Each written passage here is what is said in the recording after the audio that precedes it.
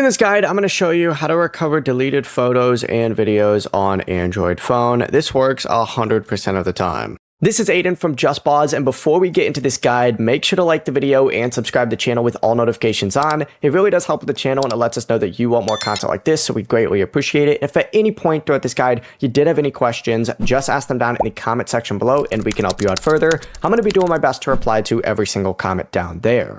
First things first, you need to open up your gallery app and you need to hit menu down in the bottom right corner. In this section, you're going to see a trash can or a recycle bin.